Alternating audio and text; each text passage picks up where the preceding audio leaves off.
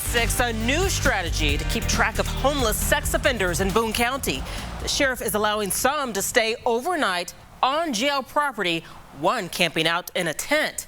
While some residents are a little uneasy, the sheriff says it's a good temporary move. RTV6's Derek Thomas reports. There are 93 registered sex offenders in Boone County. One of them lives in a tent right there on the Boone County jail property. 37-year-old James Wilhite is a sexually violent predator who must register on the sex offender registry for life. He is the one who's living in the tent. You just want people to leave you alone? That's all I want.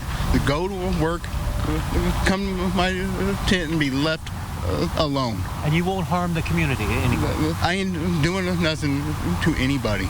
Despite those words, nearby neighbors aren't so sure. We talked to one who would only do an interview if we didn't record his face. We don't allow our children to go towards the property line.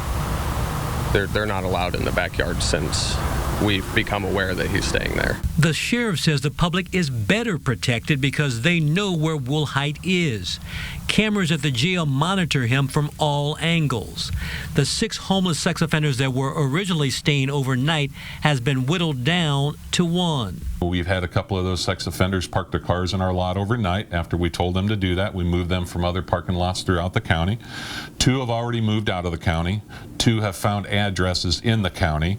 One's going to have an address tonight, a permanent address tonight. The only one now that I will have to deal with is the subject that is staying in the tent. If some way, somehow, Wilhite should stray without detection, one nearby neighbor says he is ready. I feel safe because I use my Second Amendment right.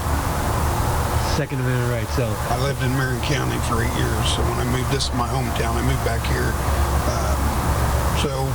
Am I protected? Yeah. If he comes over here, you got some for him. The sheriff says this is a temporary situation, but safer than if the sex offenders were under a bridge close to homes and the nearby residents didn't know about it.